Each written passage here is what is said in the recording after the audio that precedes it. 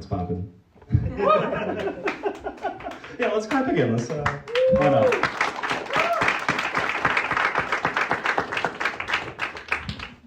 I wanted to open, in light of the shorts block, by just asking if you could talk about the history of quantity cinema. If you have just a little bit about the history, if you have anecdotes about meeting the affiliated filmmakers, and I guess even if you wanted to talk to the ethos of the whole endeavor. Sure. Well, you know how, you know how there's that critique of the tradition of quality in French cinema, like Truffaut, traditional quality. But I think we should always name what we're trying to invent. We can't just say we're against the tradition of quality, right? It's like if you said, okay, but I'm into the not fitted. No, you have to think the infinite. In the same way, we should think, if we're against the tradition of quality cinema, what should it be for? So I thought the tradition of quantity, right? And I think quantity is important, making a lot of pictures, because quantity is ontological, okay? It is or it is not. And if you're not making things, then it's not. But if you are, then it is. Quality is mere fashion. It's just trends, it's just tastemakers, it's just aesthetes, and that fades away. But what is, will be. So I think it's important to make a quantity of works. And I think especially because it's an industrial art form, people get really trapped in waiting 3, 4, 5 years just for money, not even making the picture. You know, but a poet will write a poem every day probably. A musician, a painter could paint 3 paintings in a day, you know, but filmmakers for some reason think that if they were a basketball player, they could not play basketball for 10 weeks and still, you know, get the shot in. But you have to work on our shots too, and our cuts into the court, you know. So I think that's kind of where the name came from. But also, I'm not going to bore you too much with this mathematics stuff, but there's this interesting thing with quantity where it is like the height of what you think is objective. But if, say we have 3 elements like A, B, C, very simple, and if you try to group these elements in many ways, you have 8 different ways to do it, like A, B, C, A, B, C, you keep going, it's 8, including the void set, the empty set. So there's 3 for the set, the subset is 8. And what's interesting in mathematics is that rather than 3 and 8, if the first thing is infinite, the next one's going to be a higher infinite, something larger. How much? We don't know. You get to decide. So this moment in the height of quantity as objective, it becomes subjective. We get to choose how much bigger the next infinity is. So this quantity question is actually also related to choice, which goes back to the cut and being able to cut and choose and cut your life together and make these choices of how you see it. In terms of meeting everyone, I was in Montreal for my undergrad, and you know, the thing with school, there's nothing to learn there. You know, all you ever really learn is that what debt feels like and what scholarship money feels like, and that's really important as an artist. You have to know what it feels like to have money fall from the sky. I think that's really important. You have to know what it feels like not to work for it. It should the right to do so, especially if you're from somewhere who have no money. You have to know what it feels like for your bank account to go boom, and then you can do something. But also to have nothing, you have to know that. And that's all you could learn from school, other than the other people you might meet. And I met Alexandre Galmard, and he was he lived a block away. And it was near the end of my time there, maybe in my end of my second year. And we were at a rave, and we started hanging out and talking about philosophy a lot, and things like that. And at the time, there was this huge student strike. It was 2012 in Montreal for tuition being raised, and it became a thing about tuitionless education. And then once the school started again, when this protests were happening for months and months and months, I didn't go to class for months and months and months. We just skipped school and make movies and watch the lectures we're into and read the math and the philosophy we're into. So once school started again, it was kitsch to go back to class. We weren't learning anything the first time. And we just kept hanging out and making movies. So that's how I met Alex. And I think around that time we started saying something about quantity, just a fun thing like that. I met Kelly Dong on Tumblr. I met Kelly Dong on Tumblr because I was 88 player of Locarno, and the next year Kelly was at the Critics Academy in Locarno, so we had a reason to chat. And their film criticism is probably the best of their generation, so you should read it. And then Isaac messaged me on Tumblr, because on Tumblr what's nice about it is you don't see who follows who and how many followers everyone has. So the social climate that's in the other ones isn't as present. If I like what you're into, I'll look at it, right? Yeah. And you can't mute someone on Tumblr. Here I could mute everyone I follow and you'll never know, right? But in Tumblr, I must actually like what you're into. You could have a chat. So that's how I met Isaac. And then when our friend Kurt Walker was shooting his picture, season 1, episode 3 in Vancouver, a bunch of us went down to shoot, and then that's when I met Isaac.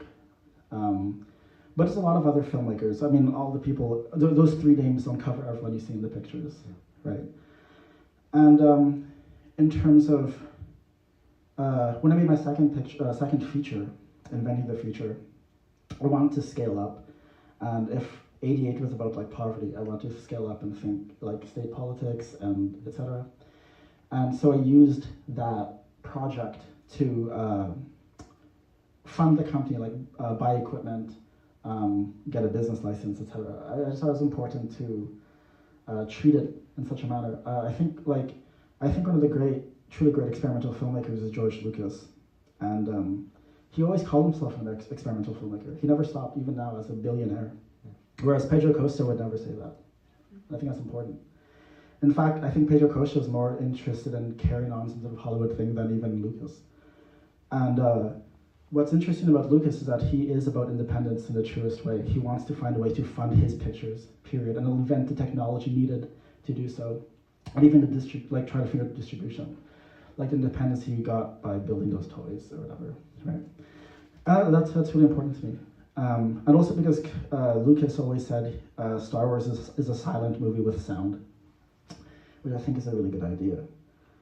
And but I think there is something there because I want to, especially in the middle of the future, I was just sick of all this sort of leftist resistance struggle, just like whatever, we'll just not do this and we'll just make these smaller films, like have the desire to scale up and make a certain type of picture. That was really important to us, and figure out this sort of structure so we could have some sort of resources, even if it's not that much, and use it in a way that allows us to make work in a different way. We didn't want to get stuck at a certain level of making pictures. But also, if I make a picture, I don't have to worry about anything. We could just call the movie theater and put money down if it's required, and I think that's important too. Because what you're creating will not always be related to, again, the trends of your time. The tastemakers must not like it, the curator, etc. So it's important to have that independence, and I think that's something I think I learned from like George Lucas, but also like I grew up on like Soulja Boy and Chief Keef and just put out the music, right? I think what I like about Chief Keef continually making music is that it's so clearly not related to anything trending right now, right? And he produces it. He's been producing his stuff too. And these type of relationships, I find those were inspiring for us. But yeah, I just feel like, for example, of course, my politics are on a side, you might guess, but like, I just got tired of a sort of Pedro Costa, Strobe Huye, sort of Serge Daney type of shit. We got to find a different way, or really being dialectical was going to follow this. And that's why I thought it was more interesting. Okay, how can we reappropriate questions of Spielberg or Lucas or something? Like, when Marx said, with communism, you kind of have to think capital to the end, etc. That's something really interesting. That was interesting to us at the time. But since then, we help each other in our projects. If we have money, then I try to fly people in or whatever we're trying to do.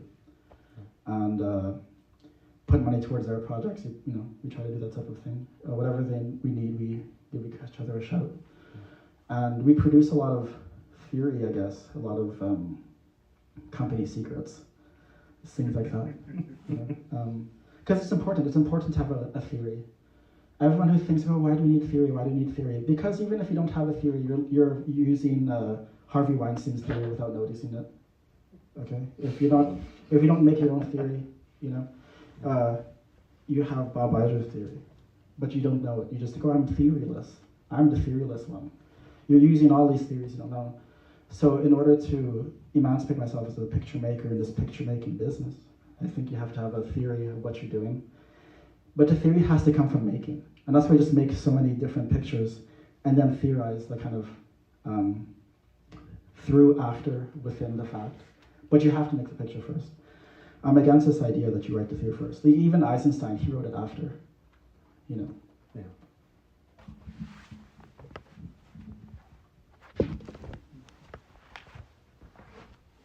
I suppose on that note, on kind of, you know, theory development through art making, and through learning just from spending time with you the past few days that you're sort of like an aspirational, like late style guy, like kind of gunning for like early onset late style, if you will, or I'm rushing right into it. Yeah, like artistic liberation through like sort of recursive thought and self-referentiality. Yeah. We're here with like your first short film and your first feature at like a sort of retrospective screening that's like far flung, like 10 and 15 years down the line. I guess I just want to know what it's like to revisit these works, and like you've got kind of this tether, this point of origin, like how's the center holding, like what's up? It's incredible. I have a great time when I watch my movies. Yeah. And I think it's really important. I feel like it's always sort of a situation where like, I make these because I want to see them.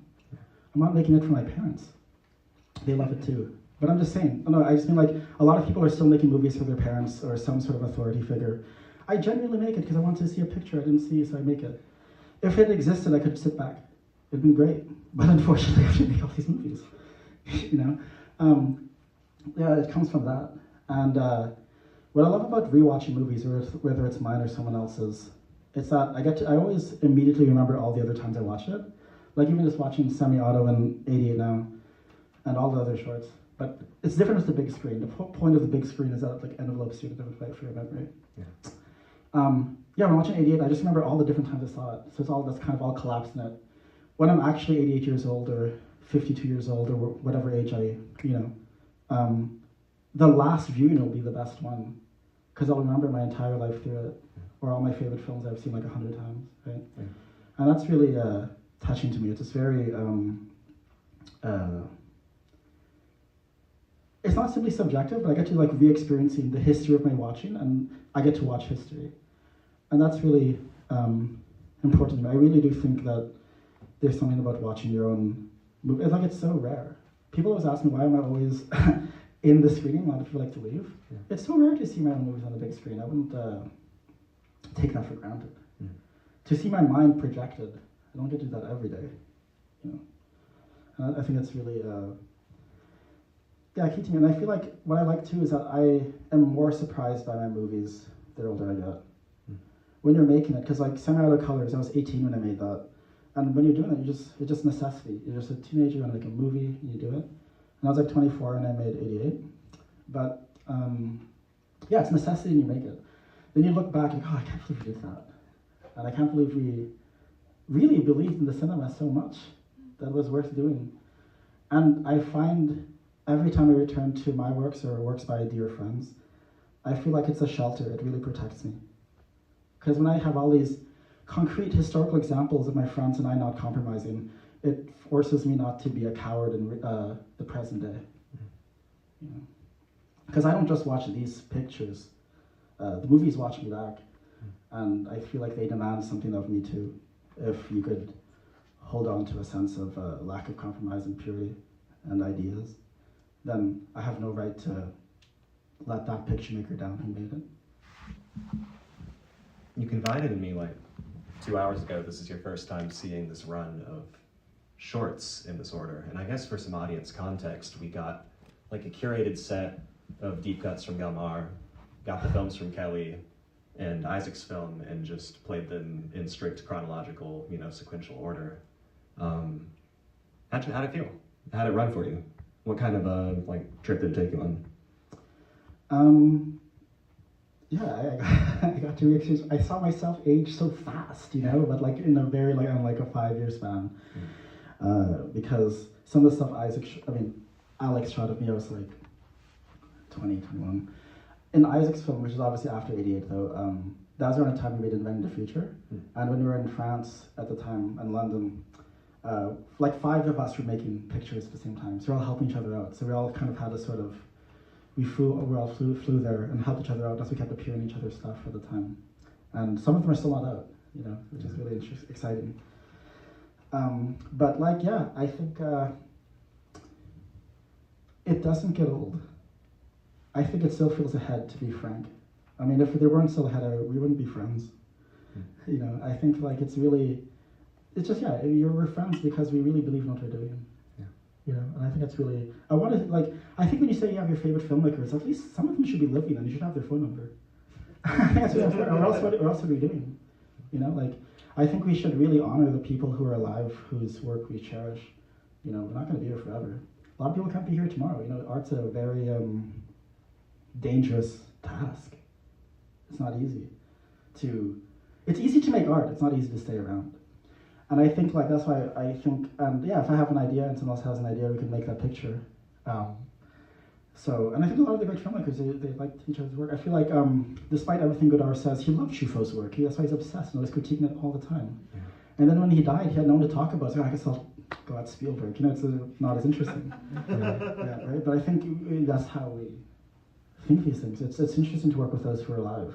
And yeah, seeing the stuff, I just feel like some of the stuff Alex is making too, it's like, I just appreciate how young we were and how serious we were. I appreciate how serious we were. And I don't see anyone there like, okay, this is my calling card one. And I think it just really, that type of stuff touches me. And just to say, for example, how ahead Kelly's stuff is, I feel like Paris in this 1 second, really rethinks what instantaneity is. And these type of questions, reminds you of a type of gesture Duchamp might make that would really, okay, what is this picture stuff? There's a sweetness to Isaac's, which I find touching. I had to send you the files for the DCP, and I texted Isaac, and Isaac's like, this one's gonna be fun to watch when you're in our 50s. But I feel that now, because I think that's the other thing too. This is just the picture making thing too. You're rarely in the same city with the people you want to make movies with. It's just a fact. I don't know. It's difficult. You have money, yada yada yada, borders. So when we're in the same city, we should make a picture or think something, etc. Like here, for example, Kieran's made music for not all my movies, but quite a bit. But I've hung out with him in person I could count on one hand, And I'm not one of those online utopianists, I think because when you're shooting, we're in front of each other. And I think, I always like to point this out, Hegelians get really excited about abstraction and immediacy, this and that, but I also just think in that sense, this is quite abstract. This is quite abstract that we're talking here, And I think that there's a level of abstraction when you're shooting that we shouldn't take for granted. And that abstraction is also when I was in Montreal, Alex and I would just set up our computers side by side, and we'd club hard, and then we're high, we come back, ease out, and we edit some more until the early morning. And these are those things that are interesting. But also when you think of mathematicians who think with other living mathematicians to solve particular problems, I think that's really important. I always love this quote by Grothendieck. These journalists or something came to his sort of mecca of mathematics where he works on his stuff. And they're surprised how dated a lot of the books were that he had. He didn't even have that many. And he said, no, because here we don't study mathematics, we make mathematics. And I think that's so important. I always thought, in the digital era of cinema, you'd be an explosion of new forms. No, but instead of an explosion of cinema, there's an explosion of cinephilia, which is not the same thing. Fine, every letterboxer has 10,000, 50,000 pictures they saw. But what's your idea? What's your idea? You could watch every film once, watch 100,000 films, and never come to an idea. But you could watch the same 10 films over and over and rethink your transcendental relation to yourself and change the in itself, for itself, and think something else. But this bad infinite thinking, you could watch 20,000 pictures and have this many stars, this many stars, what happened? I don't understand. It's not think of the Cahiers boys. It's not like they watched all those silent films. They didn't have access to it. You don't, this idea you need to see it all to make a artistic idea is false. I think you have to make these risks with what you can see. I'm not too, running around trying to find the rarest stuff. I'm sure if I watch October and, I don't know, something else, if I have like October and my movies and a couple other things, some good art, I'm sure it'll be great. But I think, because in the end, you're not just, that's what I talk about when you watch a movie and watch it again. You're no longer just watching the movie, you're watching of it. So you're at this other free space to think your thoughts. The only reason I watch movies is just a nice place to daydream. It's just a perfect place to daydream of other things. I go to movies to think of other things,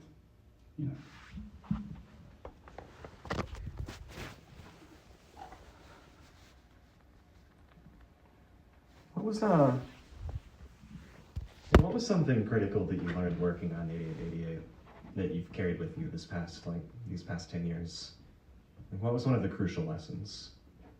I think I always knew this. It's like, there's this beautiful line by Nas in the Street Dreams remix. He says, I tried to learn the game, and the only thing I found incredible is everything I tried to learn, see, I already knew. And I just think like, everyone's always trying to find a master or something. You just make the picture. I always say like, with this one, I just said, okay, I call my friends, we're making a movie today, we're making some cinema. And we will by the end of the day. You just have to have that sort of joy and confidence to do it. It's a simple form, it's a simple idea. You just have to look and think. We should be doing that regardless of the camera or not. And I just think like, what I took from 88 is the fact that like, I could never be stopped in making pictures. Sure, sometimes I have money now, some I don't. And I'm glad I made those ones because it told me that no matter where the bank account, all these finite questions, I could always think with cinema. Nothing can stop you from that. And that's really important to me. Like, there's always, especially in film, every reason why you can't. Oh, my script's not done, or I don't have money for my script, or with my producer, and I don't know enough,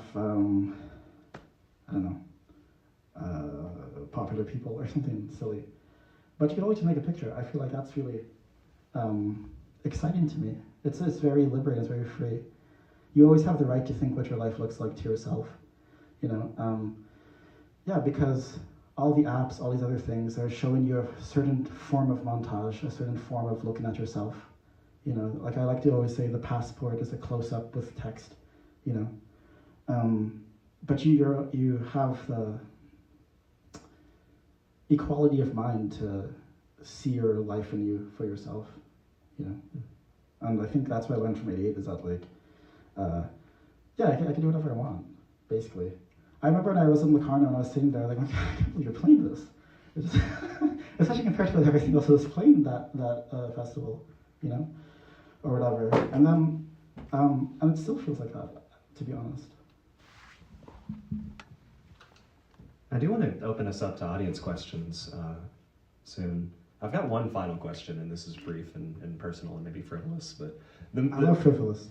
88 gets talked about so often in terms of its like relationship to rap music that you spend I think like almost the whole movie teasing the arrival of that Eric Satie piece. I'm wondering if there's some kinship there, or as like a Satie head. Well, Satie was into also the question of music with furniture. Yeah. And I live with all this stuff. It's nice. It's a comforting thing. It's like,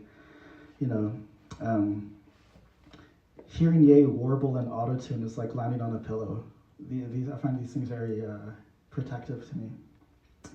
And I just think like I would say before, the way, I think of the way silence is used in Schoenberg and stuff like that reminds me of certain cuts, when these premiere cuts Nas is like, and things like that. I just feel like it's music, right?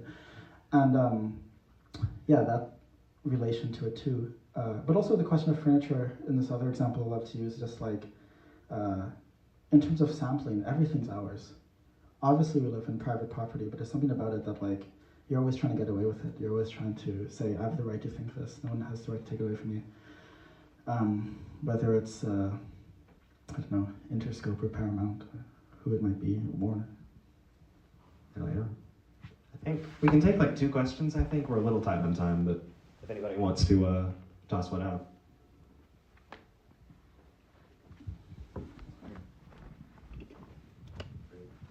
It was mentioned earlier that you were interested in late style and sort of rushing towards that. That's interesting to me because I'm wondering, like, what does that even entail? Because wouldn't your late style be different than what people perceive as being the late style of other filmmakers that people talk about this notion with? Like, how do you even know, what are the qualities that define late style, and how do you already know what your own late style is? Oh, it just means I'm ready to die. Okay. No, So how does that that's inform, but then how does that inform, like, the way you approach filmmaking? I have nothing to prove. I mean, you saw what I made when I was 18, I have nothing to prove. And I just think, like, I don't make movies trying to prove, oh, look, I'm a real filmmaker. I mean, it's not, like, Beethoven has nothing to prove and makes his string quartets, you know. It's not like Godard is trying to ever was trying to prove something. And it's just sort of not treating the cinema like the police. When you have to tell the police, this is what were you doing? Okay, this is what I was doing. I don't feel the need to say it in that sort of manner. And I think with late style, it's also you don't see the separation between yourself and the medium. And I think we get too confused thinking late style with age. A lot of old people will never have a late style, and that's really sad. A lot of people just become craftsmen or something, you know, so not everyone has the dignity to have a late style. But I think also the question of late style is too, like, you know, if you take like a great artist, they could have died at any given moment, and it's retroactively, oh, I guess that was late style. So you're always in the, there's always the possibility of late style. Like, I love how late Basquiat, it's all white. There's a couple scribbles, you know, it's not as full. But because the contingency of dying, suddenly, oh, I guess that was late style. Right? But if he continued, who knows what the late style could have been. But I think the question of how late it is, it's kind of like, you know, if people talk about late capitalism or, you know, late fascism, you know, it's always late, but it sticks around, you know, and there's a question of how do we stay late and not, like, through every crisis, you know. We always talk about, like, capitalism crisis and crisis. Holy crap, it's been in crisis for a minute. And same with cinema. Oh, sound, television, internet, AI, it's in crisis, crisis. So as an artist, I think you should always take the position, okay, I'm in crisis, you know, and I'm ready to go at any minute. And but you still want to make stuff. I think that's what's nice about late style. You know death is there, but the best use of your time is to think the next form. And I find that very liberating. It's very inhuman. Because it matters to you. And somehow I find in lateness, there's this relationship between, like, the distinction between your personal history, the medium's history, and the world history, I think it tends to dissolve when you get to late style. And the question of lateness too is like, you're not on time, you know. You come on your own time. And I think that's really something to think about. Like, you invent the time that you are thinking. And I think also this question of, too, like, when people talk about, like, dissolution, this and that, like, style, to me, it's less that. It's almost like dissolution itself dissolves because you invent a different form, right? But I think it's just his attitude. It's like an attitude towards making it work. I just feel like in this beautiful moment when Ye was still trying to come back for Dark Twisted Fantasy, he interrupted, like, a Kid Cudi Big Sean concert, and he did, like, his So Appalled verse for the first time, I think it was. And he said, too many of you artists are too scared to lose your fucking house. You know, and I think late art, you're never scared to lose your fucking house. But you watch a lot of pictures, I think a lot of people are scared to lose their house in that manner. But I think there's something like, there's nothing left to lose, nothing left to gain but another vision of beauty that if you live the next day, it might be nice for you to see, you know? And late style is important because it's, in this funny way, late style is the only relationship we have to our fellow artists. All late styles for the next artist. It's barely for anyone else. You know, like when you think of late Cézanne, it helps young Picasso think Cubism, right? Like, late style is a gesture of love to the next generation. And I'm just trying to start late because this is what, you know, that type of thing. So in this beautiful way, you always think late style, oh, it's so weird, so hermetic, it's so away from everything. There's nothing more egalitarian than late style. It says, I think this is where we're going, and if I die tomorrow, please pick it up. So that's what I like about late style. It's the most communistic. It's like to each according to his abilities, type of business.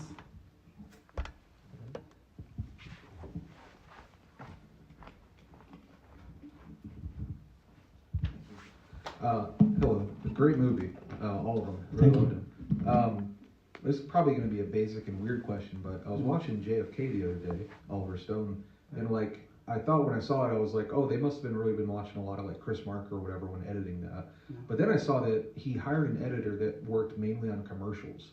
And so when you were talking about Chief Keef and Soulja Boy and some of these inspirations maybe spiritually, I was just kind of wondering what like visually, the visuals of this were so good and the editing was so good. Like, is there something surprising about, I don't know, influences you might have had when making this? Like which of my influences would seem surprising? Yeah. Because you also brought up like Lucas and Soulja Boy. Yeah. I guess insane. That's a surprising combo, I would say. It's hard for me to say because I don't believe in guilty pleasures. All my pleasures are lovely, And I just feel like whether it's like Lucas or this, I can't really tell I just think which one's latest, That's interesting too. Sorry, just to get back to this late style stuff. Sorry, just quickly. Like when I think of like late Tupac, like Machiavelli, yada yada. It's like he didn't know it was late style, But back to your question, in terms of like surprising things, it's difficult. They're all surprising to me. I feel like it's just as surprising for me to think of Griffith or Godard or DJ Premier, Schoenberg, these type of questions. I think they're all part of a tradition of art making. It's hard for me to pick out which would be the most surprising one for it. Like, I guess maybe 88, the most. Like, I'll just maybe list off a bunch. Like, for example, when there's Crying, there's auto-tune on it, because, I was really into 808s at the time, 808s and Heartbreak. And 808s dropped when the first time I didn't have light and heat in my home. So, Coldest Winter hit different, and things like that. And I think thinking the contemporaneity of your time is just kind of keeping all your things late and up to date in that sense, right? And interact with the present. So, but it's hard for me to think what else would be surprising, because to me it wouldn't be surprising. Is there a way you could pose the question so I could try to surprise myself and think? I'm kind of stupid, so there's probably. I guess like more like non-traditional. Like I think probably you're from Winnipeg, right? I'm from Winnipeg. Yeah. So I think like probably when I first saw it, I was like, oh, I wonder if he like when I saw like the description, I was like, oh, I wonder if he's like a Guy Mann fan or whatever. Like that's like the comparison of like experimental personal thing. So like, that would be like the thing that would be surprised by, if that makes sense. But no, it's so funny. I've only seen one short from Guy Mann and I didn't like it. And but I think it's also probably because I'm from Winnipeg, Yeah. A lot of the French filmmakers rather watch an American picture in the 50s, than one that. But also, I just don't like him. I think the pictures are bad. I think this sort of kitsch relationship to silent cinema isn't interesting to me, I think what I do, thinking silence, goes deeper than like Heart of the World or whatever. I know, seriously, like it's just like, if I just scratched a film, make it look old, and I have these Soviet intertitles, it's boring. It's not trying to think Eisenstein at all, or whatever. So I just find his work kind of boring. Kitsch. So he is. I would say he inspired me. But it's funny because in Winnipeg, everyone was shocked. Like, where did he come from? Because I just was making films with my friends. I wasn't part of like the Winnipeg film group, all the community stuff. So but I think also when it comes like with the rap. Music I love and stuff. I just feel like with philosophy, it began with Parmenides, and that was a poem.